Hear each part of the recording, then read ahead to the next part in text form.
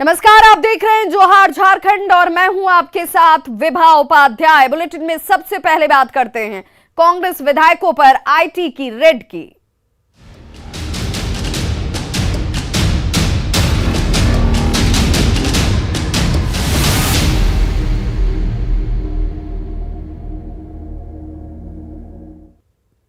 तो झारखंड में कांग्रेस के दो विधायकों अनूप सिंह और प्रदीप यादव के ठिकानों पर इनकम टैक्स की छापेमारी सुबह से लगातार जारी है। बेरमो विधायक अनूप सिंह के रांची और बोकारो आवास पर आईटी की टीम की दबिश सुबह से ही शुरू हो चुकी है। वहीं गोड्डा में विधायक प्रदीप यादव के ठिकानों पर भी रेड इस वक्त चलती हुई। कांग्रेस विधायक अनूप सिंह ने न्यूज 18 से कहा कि बीजेपी में नहीं होने और समर्थन नहीं देने का खामियाजा उन्हें भुगतना पड़ रहा है। कांग्रेस विधायक अनूप सिंह से बातचीत की न्यूज 18 संवाददाता अविनाश कुमार ने। अनूप सिंह कांग्रेस विधायक यहाँ पर हैं। बीजेपी झारखंड में गरीबों की चुनी हुई सरकार को तोड़ के फिर अपनी सरकार बनाना चाहती है और फिर वही घपलाबाजी करना चाहती है। फिर वही 17 साल जो झारखंड को उन्होंने लूटा है बीजेपी में रह के, वो फिर से लूटना चाहते हैं। जिस तरीके से हेमंत सोरेन की सरकार काम कर रही है, उन्हें डर लग रहा है। जिस तरीके से ओबीसी और 32 को 11 तारीख को लागू करना है, उन्हें डर लग रहा है कि 1932 लागू होगा, ओबीसी लागू होगा, तो उन्हें डर हो रहा है कि ये सब नहीं करने देना। जो अधिकारी आए आपके आवास पर जब आए तो आपसे प्रारंभिक रूप से क्या कुछ पूछ रहे थे? कुछ नहीं, उन्होंने बोला कि रेड कंडक्ट करने आए हैं। मैं बोला हाँ, निशिकांत दुबे जी का ट्वीट आपसे पहले आ चुका है, मुझे मालूम है आप रेड कंडक्ट करने आए हैं। तो बोला अच्छा, निशिकांत दुबे जी का ट्वीट आ चुका है? मैं बोला हाँ, उनका ट्वीट पहले आ चुका है कि इनकम टैक्स की छापा पड़ने वाली है। और उस टाइम तक मेरे घर में छापा पड़ा हुआ नहीं था। निशिकांत दुबे जी ने जो बजे आपने ट्वीट देखा? मैंने करीबन 7:40 7:50 के करीब। जो बीजेपी के साथ नहीं है, जो बीजेपी के विधायक नहीं है, उनके साथ ये हो रहा है। ये कहीं से कोई करप्शन का मामला नहीं है, कोई धोखा नहीं है, कोई धोखाधड़ी नहीं है? सर करप्शन है तो बताए ना आप। जब 6 टर्म मेरे पिता रहे, उन पे कोई करप्शन चार्ज नहीं लगा। वो मिनिस्टर रहे, लीडर ऑपोजिशन रहे। आज मैं सिर्फ एक विधायक हूँ, 1.5 साल होने जा रहा है मेरे को कार्यकाल को, अब 2 साल पूरा होगा। मेरे पे कोई करप्शन का आरोप नहीं है, कोई केस नहीं है। उसके बाद इनकम टैक्स का रेट, तो ये सिर्फ और सिर्फ डराने की राजनीति है कि भैया अगर तुम बीजेपी में नहीं आते हो तो तुम्हें ये सब भुगतना पड़ेगा। तुम्हें नहीं, बाहर निकलने से तो मना है, लेकिन बातचीत करने से कोई मना नहीं है। और कर रहे हैं, आपसे बातचीत कर रहे हैं। ये अनूप सिंह हैं और अनूप सिंह कह रहे हैं कि वो पूरी तरह से सहयोग कर रहे हैं और जो लोग बीजेपी में नहीं हैं उनको इस तरह से परेशान किया जा रहा है। पहले ट्वीट आ जाता है और उसके बाद गेट पर, आवास के गेट पर टीम पहुंचती है। ये दर्शाता है कि क्या होने वाला है और कहां से हो रहा है। न्यूज 18 के लिए अविनाश कुमार, रांची। और सीधे रुक कर लेते अपने सहयोगी अविनाश काहेंगे जो हमारे साथ सीधे जुड़े हुए हैं रांची से। अविनाश, क्या ये रेड इस वक्त भी चल रही है और कितनी और देर तक चलने की उम्मीद जाहिर की जा रही है? देखिए, कितनी देर तक चलेगी ये तो कहना मुश्किल है, लेकिन 6 घंटे बीत चुके हैं। अगर आप सुबह 7:30 बजे से लेकर और अब तक की अगर आप बात करें तो आप अगर काउंट करेंगी तो 6 घंटे बीत चुके हैं। अब से कुछ मिनट पहले जो इस टीम में शामिल हैं, इनकम टैक्स की टीम में जो लोग शामिल हैं, उनके हाथ में 2 हार्ड डिस्क मैंने देखा। वो बाहर आए थे किसी काम से और हार्ड डिस्क की खरीदारी के बाद वो अंदर गए हैं। मतलब साफ है कि अंदर जो भी डॉक्यूमेंट्स मिल रहे हैं, जो सिस्टम पर, कंप्यूटर पर जो भी उस तरह के डॉक्यूमेंट्स हैं, उसे हार्ड डिस्क में लिया जाएगा। ये कहीं भी होता है, आज के दौर में लोग उसका प्रिंट नहीं निकालते हैं। दूसरी बात यह है कि जिस तरह से अनूप सिंह ने कहा है कि ये पहले ट्वीट आ जाना और ट्वीट आने के बाद गेट पर अधिकारियों का पहुंचना, ये दर्शाता है कि कैसे ये पूरी तरह से षड्यंत्र का एक हिस्सा है। और जो लोग इस वक्त अनूप सिंह के अनुसार जो विधायक बीजेपी में नहीं है, उन्हें परेशान किया जा रहा है। एक इतिहास रहा है उनके परिवार का, 6 टर्म उनके पिता विधायक रहे, आज तक इस तरह का कोई आरोप नहीं लगा। और आज सिर्फ और सिर्फ उनकी छवि को धूमिल करने के लिए रेड किया जा रहा है। न सिर्फ रांची बल्कि बेरमो और पटना में एक के आवास में भी रेड हो रहा है।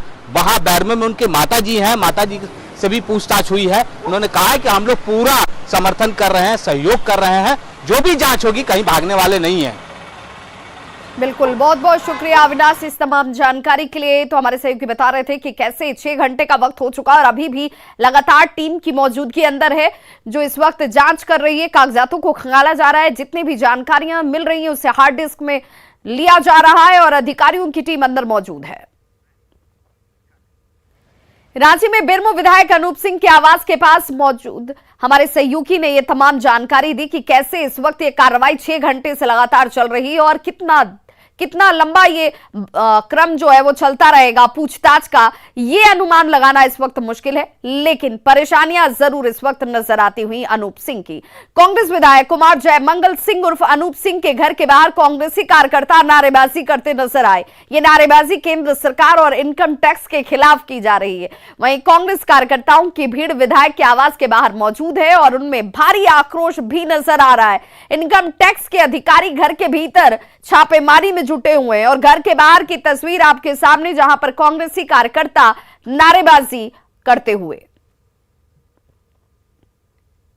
शांत रहने देंगे। कांग्रेसी लोग जो हल्ला कर रहे हैं उनको शांत रहने देंगे, समझे?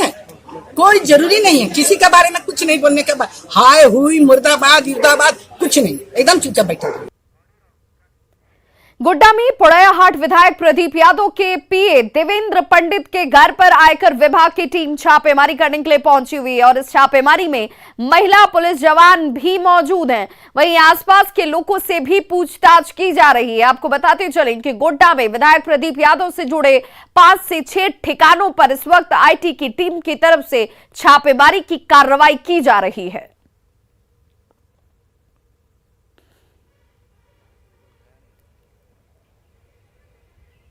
तो विधायक के आवास पर छापेमारी, विधायक के पीए के आवास पर छापेमारी, महिला पुलिस जवानों की मौजूदगी, आसपास के लोगों से भी पूछताछ होती हुई।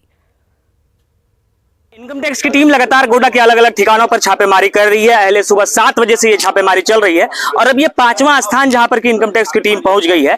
और ये घर जिस घर में आप अभी देख रहे हैं कि इनकम टैक्स की छापेमारी चल रही है, हम आपको बता दें कि ये घर देवेंद्र पंडित जी का है और देवेंद्र पंडित जी विधायक पोड़ैयाहाट के विधायक, कांग्रेस के विधायक प्रदीप यादव के जो है वो पीए हैं। अब से कुछ ही देर के बाद यहाँ पर पहले यहाँ पर छापेमारी शुरू हुई और छापेमारी शुरू होने के बाद अभी जो तस्वीरें सामने आई वो ये आई कि महिला पुलिस जवानों को अंदर किया गया।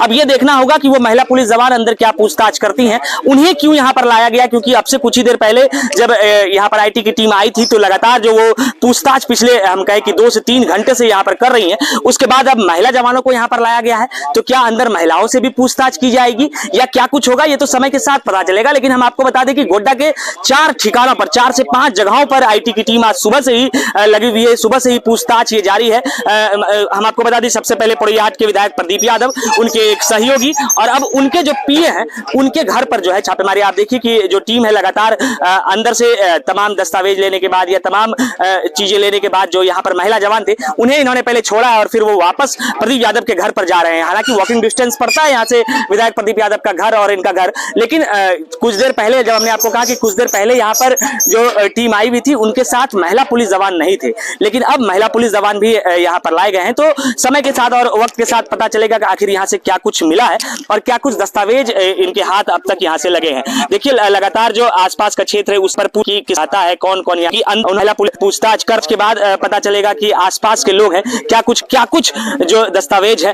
देखिए स्थानीय ईडी की पूछताछ पूछ रही है कि आखिर क्या कुछ बातें हैं, शायद कि अंदर कौन जो भी है उसे जो टीम है हम कहे कि 2 घंटे से ये घर है, ये 8 से विधायक प्रदीप का घर है, घर के बाहर के एक शख्स है उनसे अब पूछताछ की जा रही है। थोड़ा कुछ कि इस घर में कौन रहता है, क्या कुछ चलता है और उन्हें लेकर टीम जो है अब अंदर गई है। अब देखना दिलचस्प होगा कि आज शाम तक यहां से टीम लेकर जाती है।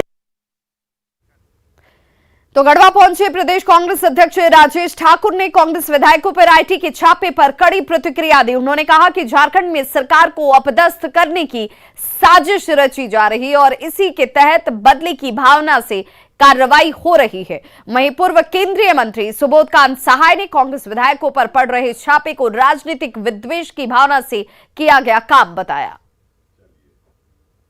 सर्वविदित है और सब लोग जानते हैं कि किस तरह से सरकारों को गिराने का काम, अपदस्थ करने का काम किया जा रहा है। साजिशन ये इसको हम कह सकते हैं या बदले की भावना से। वो इसलिए कि जब भारत जोड़ने निकले हैं आदरणीय राहुल गांधी जी, तो निश्चित रूप से ये लोग का एक प्रयास है कि हम कहीं सरकार तोड़ के दिखाएं। लोगों की कमर टूट रही है, कमर तोड़ने का काम भारतीय जनता पार्टी केंद्र सरकार के द्वारा किया गया है और जो गैर भाजपा शासित राज्य है वहां के मंत्री हो, मुख्यमंत्री हो, तमाम लोगों को परेशान करने की कार्रवाई चल रही है। कितने महीने से ये ईडी आकर के यहाँ बैठे हुए हैं? अब तो झारखंड में अस्थायी अपना घर द्वार बना लिए हैं और उनका एक पॉइंट है, चाहे हेमंत को डरा के कर ले, चाहे विधायक को खरीद के कर ले, चाहे विधायक को डरा के कर ले, सिर्फ एक पॉइंट है कि झारखंड की सरकार जाए। अब उसमें अगर गवर्नर भी शामिल हो गए हो तो भगवान ही बचाएगा इस देश के। बीजेपी ने हालांकि आरोप लगाया है कि कांग्रेस विधायक अनूप सिंह और विधायक प्रदीप यादव के यहां चल रहे आयकर सर्वे को सत्तारूढ़ गठबंधन बेवजह राजनीतिक रंग देने की कोशिश कर रहा है। वहीं यह भी आशंका जाहिर की गई कि जिस तरह से बयानबाजी की जा रही है उससे तो यही लगता है कि दोनों विधायकों के पास छिपाने के लिए काफी कुछ है। देखिए, कांग्रेस के विधायक अनूप सिंह और विधायक प्रदीप यादव के यहाँ जो आईटी का सर्वे चल रहा है उसको बेवजह राजनीतिक रंग दिया जा रहा है और इसको राजनीतिक चश्मे से देखने का काम किया जा रहा है। हमारा मानना है कि मोदी जी के इंडिया में जो एजेंसियां हैं वो स्वतंत्र रूप से कार्य करती हैं। ये कांग्रेस के यूपीए का शासनकाल नहीं है जब एजेंसियां केंद्र सरकार के निर्देश पर कार्य करती थी। और इनकम टैक्स विभाग जिस तरीके से उसे अगर इनकम टैक्स के रिटर्न में कुछ गड़बड़ी लगती है या उसे कुछ इनपुट मिलता है तो वो इस तरह के सर्वेस करती रही है और हमेशा ऐसा होता रहा है। लेकिन इसे राजनीतिक रंग देकर इस तरीके से लग रहा है कि जैसे इनको बहुत कुछ छिपाना है दोनों विधायकों को, इसलिए उनकी पार्टियां जो है और सत्तारूढ़ गठबंधन है वो डिफेंड करने के लिए सामने आ गया। हमारा मानना है कि अगर इन्होंने कोई गड़बड़ी नहीं की है तो इन्वेस्टिगेशन से कोऑपरेट करे, ये पाक साफ निकलेंगे। लेकिन जिस तरीके की बयानबाजी हो रही है उससे लग रहा है कि काफी कुछ छिपाने को है इन दोनों के पास, इसलिए इन दोनों के दल जो है वो सामने आकर राजनीतिक बयानबाजी कर रहे हैं। तो वहीं बीजेपी विधायक बाबूलाल मरांडी ने ईडी की ओर से जारी सम्मन पर सीएम हेमंत सोरेन की बेचैनी पर निशाना साधा। उन्होंने कहा कि आदिवासी होने का मतलब ये नहीं है कि झारखंड को लूटने का उन्हें लाइसेंस मिला हुआ है, उन्हें सरकार चलाने का जनादेश मिला है और अगर लूट का खेल जारी रहेगा तो बीजेपी और जनता चुप नहीं बैठने वाली। आपने देखा कि जब ईडी ने उनको सम्मान किया, पूछताछ के लिए उनको चिट्ठी भेजा तो उनको बड़ी तकलीफ हो रही है। अब वो कह रहे कि भाई हम आदिवासी हैं। भाई आदिवासी हैं तो आदिवासी को झारखंड को लूटने की उनको कोई लाइसेंस तो नहीं मिला है, उनको सरकार चलाने का लाइसेंस भी जनता ने उनको दिया है मैंडेट। अब सरकार चलाइए। ये जितनी जो प्रॉपर्टी है, प्राकृतिक संपदा है, सरकार तो एक कस्टोडियन होता है, उसको ठीक प्रकार से अब चलाइए। लेकिन आप अगर इसको लुटाइएगा तो फिर भारतीय जनता पार्टी चुप नहीं रह सकती है, आंदोलन करेगी, जनता भी चुप नहीं रहेगी। बड़ी खबर रांची से, जहां कारोबारी विष्णु अग्रवाल के ठिकाने पर ईडी की रेड इस वक्त चलती हुई। सेना की जमीन की खरीद बिक्री से जुड़े मामले में यह छापेमारी की कार्रवाई ईडी की तरफ से की जा रही है। जानकारी के अनुसार ईडी की बड़ी कार्रवाई के लिए ईडी के बड़े अधिकारी दिल्ली से आए हुए और पूरा मामला रांची के बरियातू में सेना के कब्जे वाली करीब 4.5 एकड़ जमीन की खरीद बिक्री से जुड़ा हुआ है, मनी लॉन्ड्रिंग से जुड़ा हुआ है।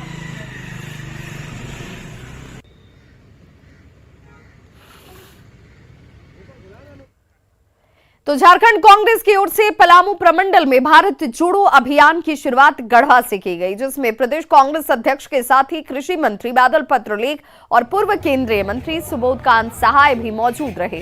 रंका रूट से तिलदाग मोड़ तक निकाली गई यात्रा में बड़ी संख्या में कांग्रेस कार्यकर्ता मौजूद रहे और इस दौरान कांग्रेस अध्यक्ष ने देश में बढ़ती महंगाई पर लोगों को जागरूक किया। मंत्री बादल पत्रलेख ने नेहरू, इंदिरा गांधी और राजीव गांधी की विचारधारा को आगे बढ़ाने का संकल्प लिया। देखिए, हम लोग भारत जोड़ो यात्रा में निकले हैं क्योंकि आदरणीय राहुल गांधी जी ने संकल्प लिया है कि जो भारत को तोड़ने वाले लोग हैं, जो नफरत फैलाने वाले लोग हैं, उसको मोहब्बत में बदलना है। और उसी कड़ी में हम आगे बढ़ करके जो राहुल गांधी जी ने संकल्प लिया है यात्रा करने का, उस यात्रा को समर्थन देने के लिए हम तमाम जिलों में जा रहे हैं। तमाम जिलों में खुद पद यात्रा कर रहे हैं, साथ ही साथ प्रखंड और पंचायतों में पद यात्रा का रूट चार्ट बना हुआ है। यात्रा आने वाले दिनों की आगाज है। राहुल गांधी के आह्वान पर जिस तरह कन्याकुमारी से कश्मीर तक लाखों लोगों का जुड़ाव स्वतः स्फूर्त उनके विचारों से प्रभावित होकर उनके आह्वान पर जो कारवां निकला है, उसको हम जन जन तक पहुंचाने के लिए झारखंड में राज्य स्थापना दिवस के मौके पर 25,996 पदों पर शिक्षक नियुक्ति की प्रक्रिया शुरू होने जा रही है। प्राथमिक और मध्य विद्यालय में शिक्षकों की नियुक्ति की जाएगी। नियुक्ति होने वाले शिक्षक सहायक आचार्य के नाम से जाने जाएंगे, यानी कि जो नियुक्त होंगे उन्हें सहायक आचार्य का नाम दिया जाएगा। इसे लेकर आरक्षण रोस्टर भी तैयार किया जा रहा है। ज्यादा जानकारी दे रहे हैं न्यूज़ 18 संवाददाता अविनाश कुमार। झारखंड में 25,996 पदों पर शिक्षक नियुक्ति की प्रक्रिया शुरू होने जा रही है। 15 नवंबर से यह प्रक्रिया शुरू होगी और इसमें मध्य विद्यालय और प्राथमिक विद्यालय में रिक्त पड़े पदों पर शिक्षकों की नियुक्ति होगी। इसको लेकर तैयारी चल रही है और अगर हम बात करें विभाग की तो आरक्षण रोस्टर तैयार किए जा रहे हैं। आपको यहां बता देना जरूरी होगा कि सितंबर माह में ही 50,000 के करीब रिक्त पदों के लिए सरकार ने घोषणा की थी और उसके बाद से ये लगातार प्रक्रिया चल रही है। सहायक आचार्य के तौर पर इन शिक्षकों की नियुक्ति होनी है और अगर हम बात कक्षा 1 से लेकर 5 तक की करें और 6 से लेकर 8 तक की करें तो दोनों ही प्राथमिक और मध्य विद्यालय के लिए अलग अलग परीक्षा ली जाएगी। इसको लेकर कर्मचारी चयन आयोग को अधियाचना भी भेजने की प्रक्रिया चल रही है। और यहाँ बता देना यह भी ज़रूरी होगा कि जो अभ्यर्थी इसमें शामिल होंगे उनके लिए ये ज़रूरी होगा कि जो मातृभाषा है उसमें उन्हें उत्तीर्ण होना होगा, मतलब पास होना होगा, वो अनिवार्य है। अगर ये नियुक्ति प्रक्रिया के उद्देश्यों को देखें तो जो लगातार जो बातें होती हैं कि झारखंड में शिक्षकों की जो कमी है उसमें कहीं ना कहीं इस नियुक्ति के बाद एक जो गैप है वो भरने का काम किया जाएगा और विभाग का और सरकार का ऐसा मानना है कि इससे शिक्षा व्यवस्था पहले के मुकाबले ज़्यादा दुरुस्त होगी। तो एक नई शुरुआत होने जा रही है और बड़ी संख्या में शिक्षकों की नियुक्ति होगी। 25,996 पदों पर अगर मैं बात कर रहा हूं, अलग अलग जिलों में जो रोस्टर तैयार किए जा रहे हैं, अलग अलग जिलों के लिए जो रिक्त पद हैं उसकी अगर मैं बात करूं तो ऐसी बहाली के बाद जरूर शिक्षा व्यवस्था में बहुत बदलाव आएगा और खासकर जो शिक्षा लेने वाले जो छात्र हैं जो स्कूलों तक पहुंचते हैं उन्हें सहूलियत होगी। न्यूज़ 18 के लिए अविनाश कुमार, रांची। आपकी योजना आपकी सरकार आपके द्वार कार्यक्रम को लेकर सीएम हेमंत सोरेन आज पलामू में रहेंगे। कार्यक्रम का आयोजन पलामू पुलिस स्टेडियम में किया गया है, जिसकी तस्वीरें आप इस वक्त देख रहे हैं। इस दौरान जिले के प्रभारी मंत्री जोबा मांझी, मंत्री मिथिलेश ठाकुर भी इस जिले में मौजूद रहने वाले हैं। जिला प्रशासन ने सीएम के पलामू आगमन को लेकर तमाम तैयारियां पूरी कर ली हैं। आपकी योजना आपकी सरकार आपके द्वार कार्यक्रम में करोड़ों की परिसंपत्तियों का वितरण किया जाना है। वहीं करोड़ों की योजनाओं का उद्घाटन और शिलान्यास भी इसमें शामिल है।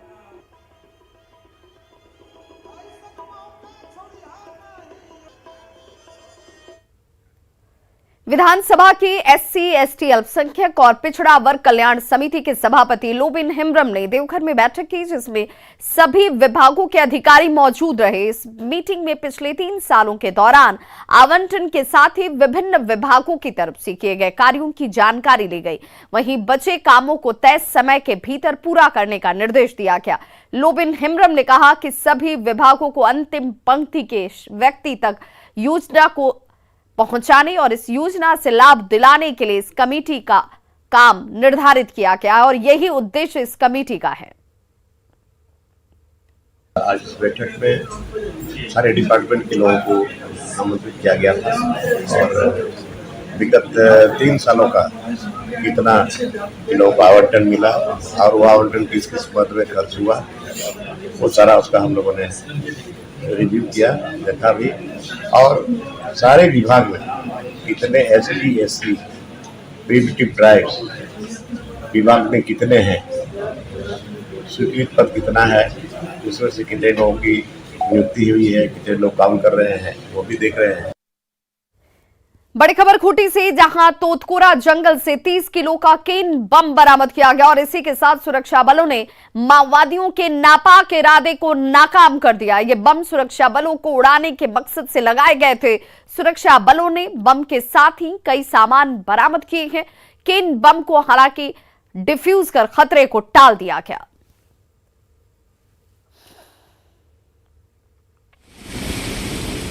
तो बम को डिफ्यूज करने की ये तस्वीरें इस वक्त आप टीवी स्क्रीन पर देख रहे हैं और कितना शक्तिशाली प्रभावशाली ये बम रहा होगा, इस तस्वीर को देखकर अंदाजा लगाया जा सकता है। हालांकि नक्सलियों के नापाक मंसूबों को सुरक्षा बल के जवानों ने वक्त रहते नाकाम कर दिया।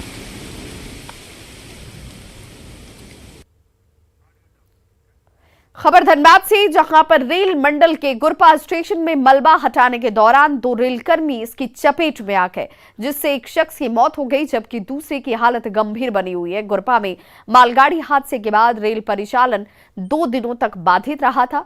यहां मालगाड़ी का मलबा हटाने के दौरान वैगन गिर गया, जिसमें दबकर सीनियर टेक्नीशियन रंजीत कुमार की मौत हो गई, जबकि दूसरे सीनियर टेक्नीशियन मृगभूषण सिंह का पैर टूट गया है। दोनों रेलकर्मी धनबाद लोको शेड के कर्मचारी हैं।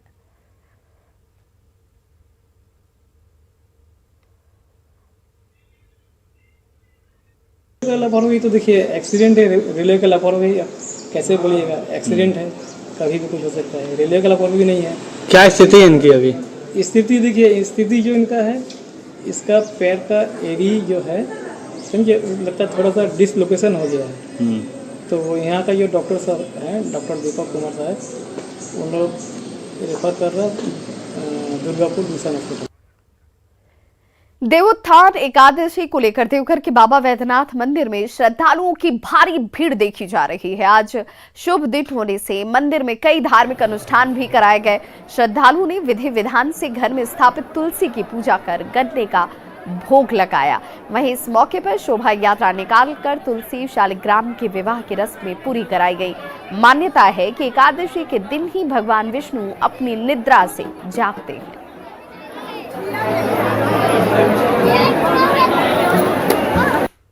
प्रबोधनी एकादशी में भगवान का उत्थान होता है। हम लोग बहुत भक्ति भाव से भगवान को जल से उठाते हैं, उनको गन्ने का घर बनाकर उसमें भगवान का शाम में प्रदोष काल में सभी पूजन पूर्वक हम लोग उनको उठाने का काम करते हैं और भीड़ इसी क्रम में जो है सो भीड़ चल रहा है। तो खबरों का सिलसिला लगातार जारी है। आप देखते रहिए न्यूज़ 18 बिहार झारखंड, यहाँ खबरों का सिलसिला कभी नहीं थमता। बिहार और झारखंड में न्यूज़ 18 का बजा डंका, प्रदेश की जनता ने दिखाया न्यूज़ 18 बिहार झारखंड पर भरोसा। न्यूज़ 18 बिहार झारखंड बना प्रदेश का नंबर 1 चैनल। आपके प्यार और भरोसे के लिए शुक्रिया। प्रदेश का नंबर 1 न्यूज़ चैनल